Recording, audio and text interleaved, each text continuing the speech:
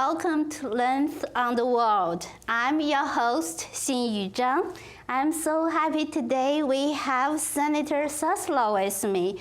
Senator Saslaw just came back last night. Thank you for your time. Can you tell us more about yourself? Well, I grew up in Washington, D.C., went in the Army after high school. Then when I got out of the Army, I went to college, graduated from the University of Maryland in 1965. Worked a couple of years, about 3 or 4 years for defense contractors. And well, I went into the government first, then with defense contractors, then worked in the real estate industry, built some homes. Then I got into the gasoline station business. And you still running that business? Well, we had at one time we had a lot of stations, and mostly out of the business. Except, you know, I kept my business partner and I. We kept the last station that we built, and that was in 2003. So we still have that. And the others, the real estate was either sold or ground leased, but kind of semi-retired, not totally retired. Tell us your family a little bit. I know you have a very proud daughter. We, got married in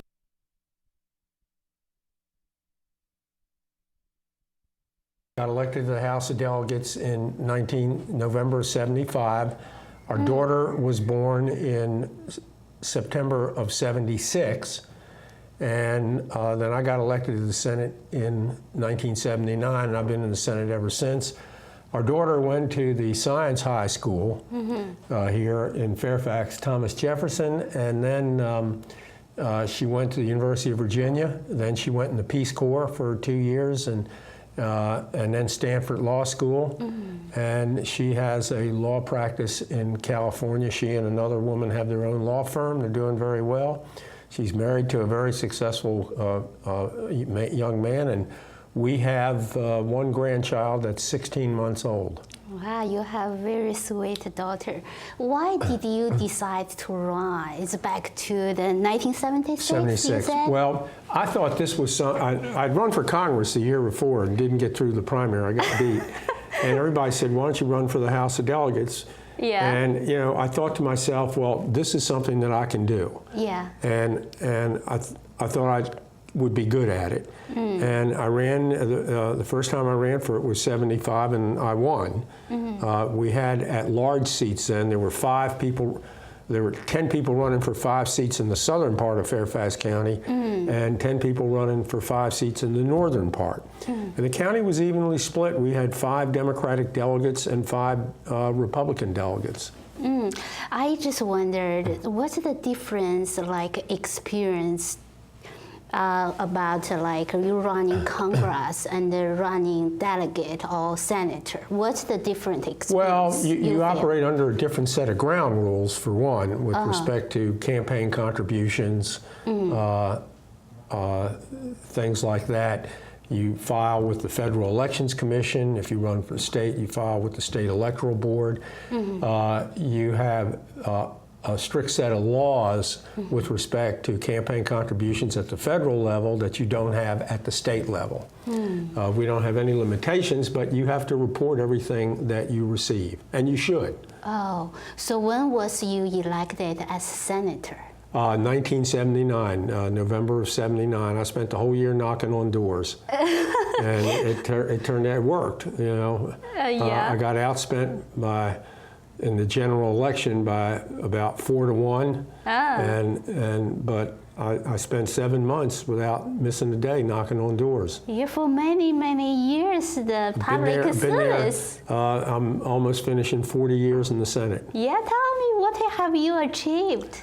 Well, a lot, I think, I hope. I've had bills that have dealt with women's health.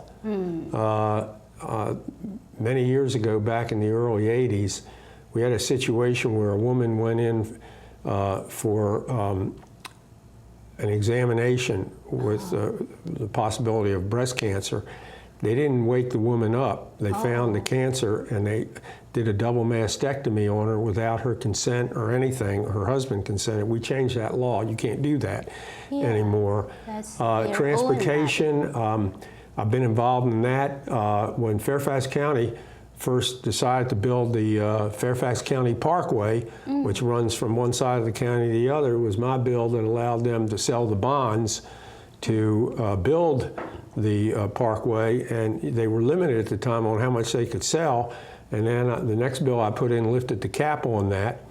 A lot of bills dealing with mandatory sentencing if you use a gun in a crime. Couple of the parts of the capital punishment statute I put there. In education, you know, I've put in a lot of bills. You know, I've been pretty active in a whole lot of areas legislatively. I've carried legislation for a lot of the business interest in Virginia, you know, banks, the home building industry, the utilities, the beer and wine wholesalers, restaurant people, a whole lot. That's a lot. So, I mean, I've done, you know, over the years, there's not many organizations that I haven't, you know, helped. And I think we've resolved a lot of problems, but we've got a lot of problems in this state with respect to health care, with respect to financing, you know, higher education and kindergarten through 12th grade. We're not, quite frankly, we're not doing a good job with that because we don't have the resources. And we realize that, but their will to get additional resources simply is not there. So this is a problem that we have. You have a very proud daughter, very high educated. Probably education is your priority for well, it's others a lot. too. And my wife, Eleanor, had a career with Fairfax County Public Schools. She was a guidance counselor at Annandale High School, and before that, Herndon High School, then the Science High School for a little more than a decade. Then she was director of guidance. Then Mark Warner put her on the State Board of Education. Tim Kaine reappointed her. And the last 2 years that she was on that, she was president of the State Board of Education, and now she's on the Community College Board. So we've had a strong interest in public education since I've been in the legislature. Yeah, so you give the credit to your wife too. A lot, a lot. Okay, I wondered how has Virginia changed? I mean, it's many, many years you run as a delegate. When I got elected, there was not the strong ideological differences between the two parties, and now there is. And why? In the 70s and in the early 80s, I thought the fault was our party. And it was a residue left over from the Vietnam War. And the more liberal wing of the party dominated virtually everything. But now the problem has switched, and it's with the Republican Party, and they have essentially, they're in a death grip of that Tea Party wing of theirs. And what's happened is it's polarized the situation, and we're not able to fix the problems that we used to fix when I first got there. That's what's changed. I don't know that the local, like a state level, is the same like the state national level? The state is becoming a lot like the nationals in you. How about the population? Has changed a lot too, Well, the right? population is more towards the political center. You know, do you have very liberal Democrats and very conservative Republicans? Yeah, you do. But the bulk of the voting electorate lies, if let's say 40 to 60 is where the bulk of is the ideological spectrum. You know, if below that or above that, you start to get into the polar wings of the party. But the bulk of the voters lie between that 40 and 60 level. Do you have any recommendations how to reduce the gap between the two parties, like do the bipartisan way? It's going to take a while to run its course. I don't think any one person can solve it.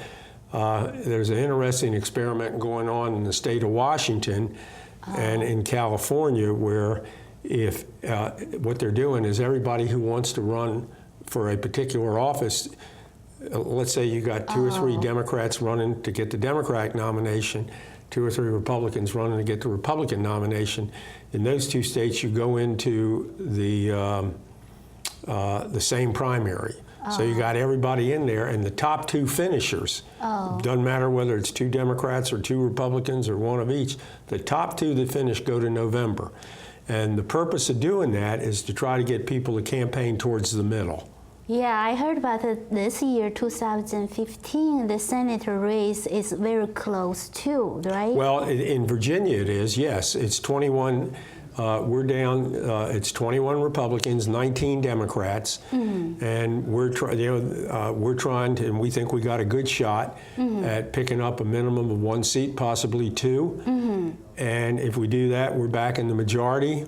If it's 2020, then the party that controls, you're not in the majority technically, but the party that controls is the party that has the lieutenant governor, because the lieutenant governor breaks the ties. So this year you also going to re-elected. I'm not sure if you are elected. Well, I'm hoping I'll be re-elected. I do have an opponent in Independent Green Party, but that's I don't have a Republican running against me. But what is the challenge for you if you are elected this year? Well, it's trying to make things work. I mean, we've got 400,000 people who we could insure with money that we're already paying the taxes for, but refuse to take. And, we are paying the taxes, but the other states, 31 states, are taking the taxes that they pay. Right. 19 states have refused to take the taxes, and as a result, people are uninsured. You got 400,000 people here who could have insurance, just like you and I have. But because the Republicans are blocking it, they think these people should stay uninsured. But what happens is they go to the hospital emergency rooms, and you and I wind up paying for that because that's very expensive care. I understand your point. Thank you. I'm having Virginia Senator leader Saslaw with me on Channel 10 at the Fairfax Public Access Studio C. Thank you for watching show. We're going to next part. Keep stewing with our program. One day these rats were playing in the woods. Wanted some matches and that's no good. Listen to smoke before you give it a try. Only you. Don't play with matches. Don't play with fire. Cause there's nothing very funny about $3,000. Nothing very nice on a homeless mind. So if a gorgeous force is what you desire, don't play with matches, don't play with fire. Only you can prevent wildfires. Yes, I can. Why don't you just wash your car at home? When I wash my car, everything runs down the street and down into the storm drains. With all the chemicals in the soaps and waxes, the last thing I want to do is poison my own drinking water. At least here, 2, it's all 3, contained and 4, recycled on site. 5, That's why I also 6, take my car 7. in for oil changes instead of doing it myself. I might take a chance on spilling stuff. You know what the best part is? What? More time to kick back and watch the game. How far would you go to protect the planet? I want you to build an ark. Here we go. Okay, that's good. Oh, okay. Ow! Maybe there's another way. People, the flood is imminent! Is it too much to ask for a little precipitation? Go to fightglobalwarming.com to find out what you and your community can do to reduce global warming pollution.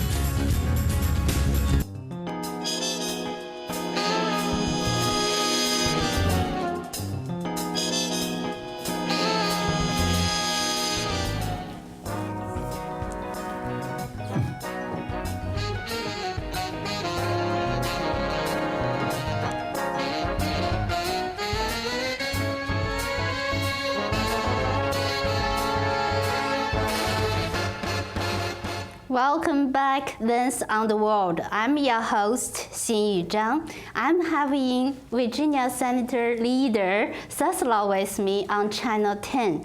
Welcome back. So if you want to join us have a conversation with Mr. Saslaw, so you can call 571-749-1142.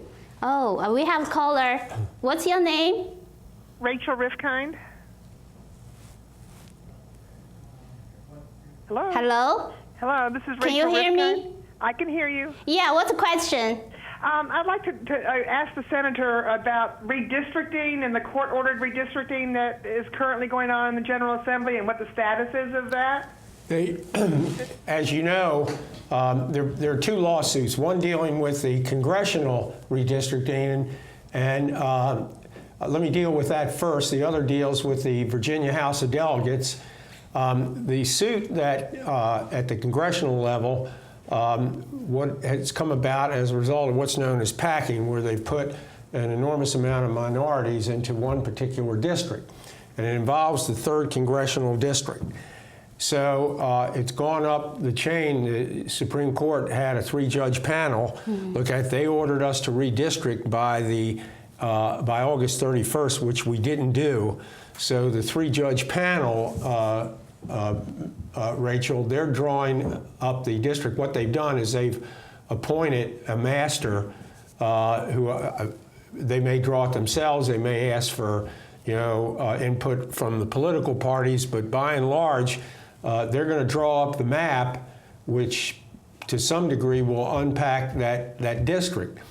That's the congressional lawsuit.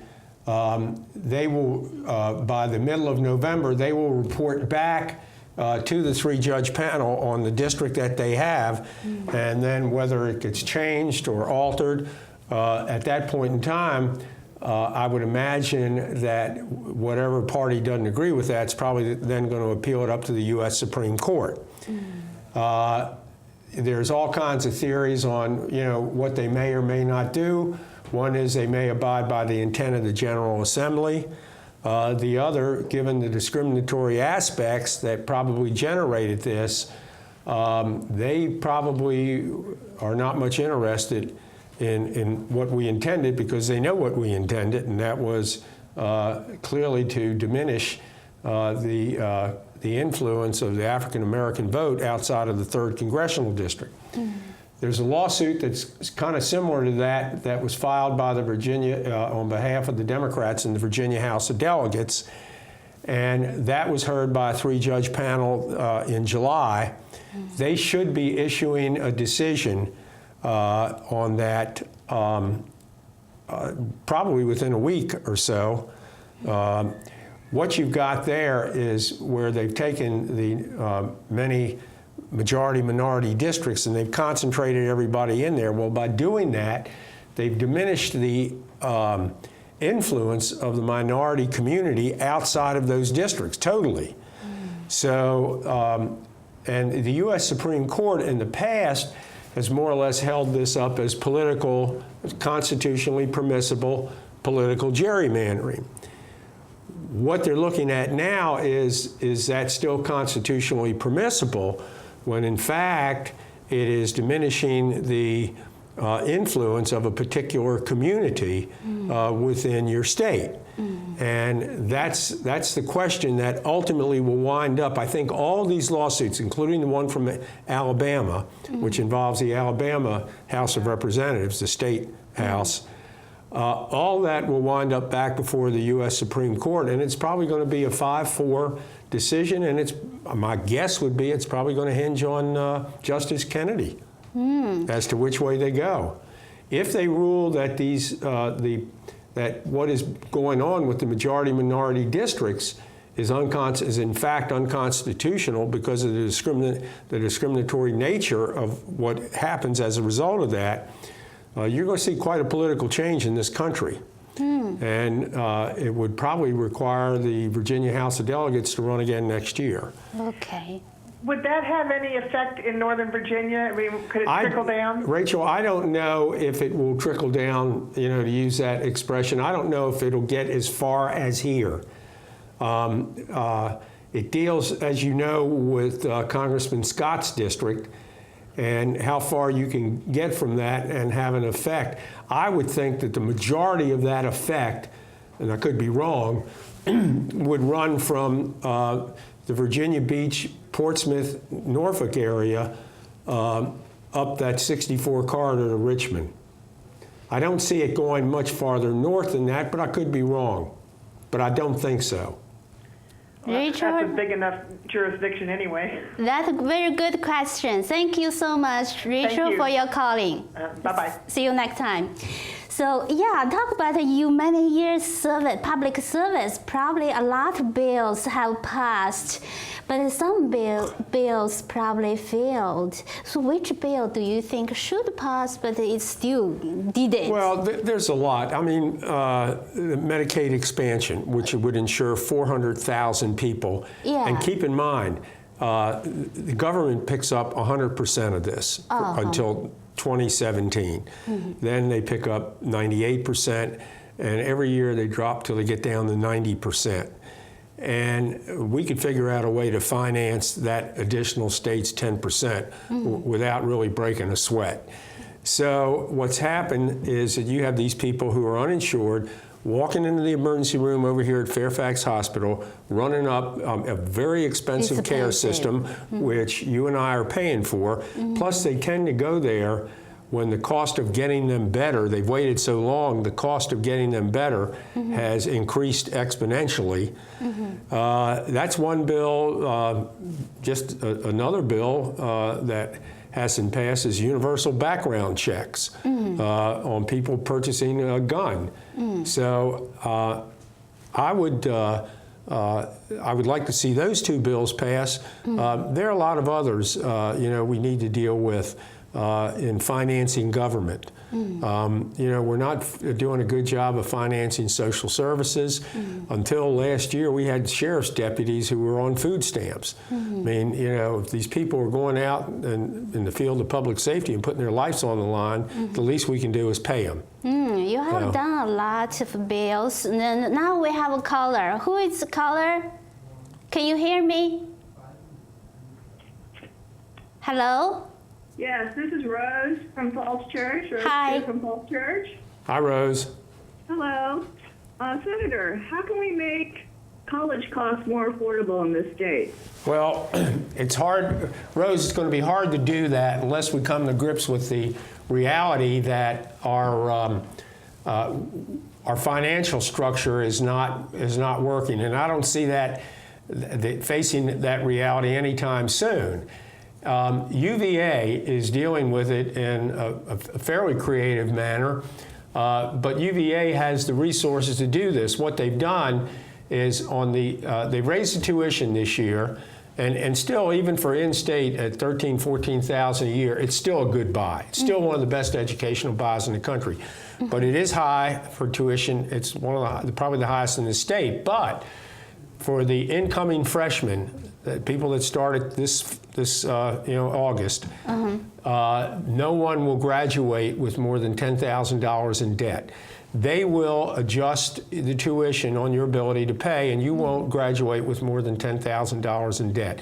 Now, they've got the resources and the ability, to do this. Unfortunately, a lot of our colleges don't have that ability and don't have that demand that they can do that. People will pay almost anything to go to UVA, William & Mary, Virginia Tech. I mean, there are flagship schools. But it's copying what you're seeing done at, like the Ivy League and Stanford. The last I saw it, if your family income was under $65,000 and you got into Harvard or $70,000, your room, board, and tuition were free. At Stanford starting this year, if the family income's under $125,000, there's no tuition. If the income of the family is under $65,000, you don't pay for room and board. You got to have the grades to get in, but if you're not going to not go there simply because of money. Oh, that's very helpful. But truthfully, Rose, that we're not going to be able to deal with this until we come to grips with our ability to finance government in general. And I just don't see that happening in the short run. Could it happen ultimately? Yes, and it probably will, but it's going to be a while. Does that answer your question, Ruth? Yes, it does. Thank you, Senator. Thank you so much Thank for you. calling. Okay, we're having Virginia Senator Saslaw with me on Channel 10. So talk about the guns laws in Virginia. We don't have any gun laws in Virginia. Really don't have any. I mean, it's, but this is the Wild under West. the discussion for many, many years. Well, it has been. You know, we have the instant background checks, which essentially came down as part of federal law, but virtually anybody can get a gun in this state. And it should not be that way. And I'll just give you an example. There was the San Diego newspaper press about 2 years ago. And I have the full article. It ran 13 Xerox pages. As an example, in 2010. The 17 countries that made up the Euro community, those countries had 511 million people. They had 1,164 gun homicides that year. 1,164, country of 500, and I mean, total population of the 17 countries, 511 million. The U.S. that same year with 320 million, or 60% of that. Keep in mind, 17 countries, 1,164 gun homicides. The U.S., 9,960 the same year. Guns do not save lives. Yeah, okay? I heard about it. Okay, guns do not save lives. Right. Yesterday, I heard about President Obama made a very emotional statement about mass shooting Happens in almost this every day. country. It happens almost every day in this country. Yeah, like a routine. It is routine. It's a tragedy. It's a tragedy. Anyway, we have Senator Saslaw with me. He was named as most effective senator ever in Virginia. Thank you for watching. Bye-bye.